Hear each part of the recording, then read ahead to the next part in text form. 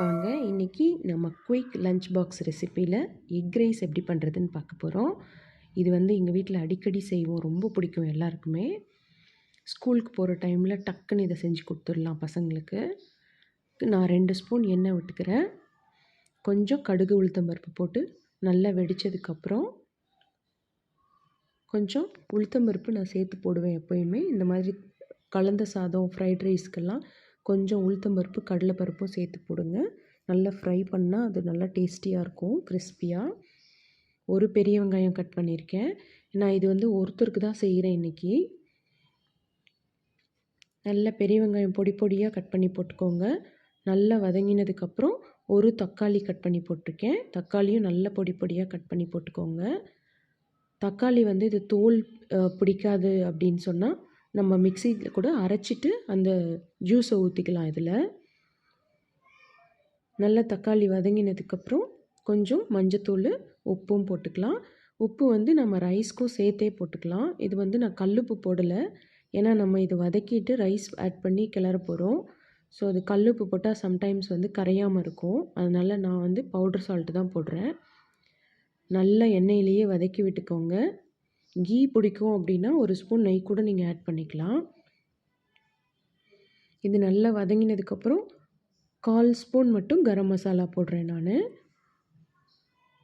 ஏன்னா இது நான் கொஞ்சமாக செய்கிறதுனால 1/4 ஸ்பூன் தான் போடுறேன். நிறைய போட்டால் நல்லா இருக்காது. நல்லா வதங்கினதுக்கப்புறம் எக்கு இதுலேயே உடச்சி ஊற்றிக்கலாம். நான் 2 எக்கு ஆட் பண்ணுறேன்.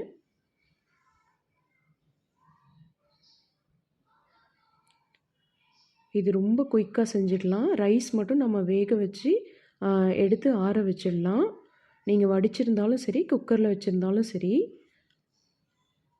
ரைஸ் எடுத்து நீங்கள் கொஞ்சம் ஆறுனதுக்கப்புறம் நல்லெண்ணெயோ இல்லை நெய்யோ விட்டு நல்லா கிளறி வச்சுருங்க. அப்போ உங்களுக்கு ரைஸ் உதிரி உதிரியாக ஆகிடும்.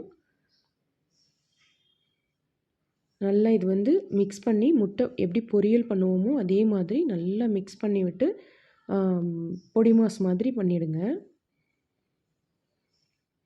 இதில் நீங்கள் இஞ்சி பூண்டு பேஸ்ட் கூட ஆட் பண்ணிக்கலாம். ஸ்டார்டிங்லேயே நம்ம வெங்காயம் போட்ட உடனே அதுவும் ஒரு மாதிரி ஃப்ளேவர் நல்லா தான் இருக்கும்.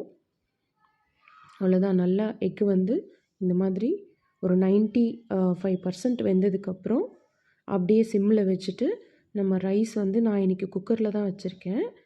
ரைஸ் எடுத்து சூடாக இருக்கும்போது நீங்கள் போட்டு கிளறக்கூடாது, ஏன்னா ரைஸ் எல்லாம் அப்புறம் உடஞ்சி போயிடும். கொஞ்சம் நல்லெண்ணெய் ஆட் பண்ணுறேன். நல்ல சுடு சாதத்துலேயும் நீங்கள் நல்லெண்ணெய் ஆட் பண்ணி கலந்து வச்சிட்டிங்கனாலும்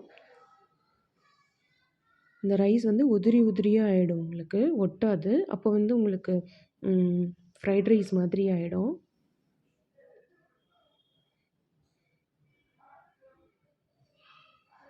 இந்த மாதிரி நல்லா கிளறி வச்சிட்டிங்க அப்படின்னா ஆறுனதுக்கப்புறம் கூட உங்களுக்கு அந்த ரைஸ் கட்டியாகாது.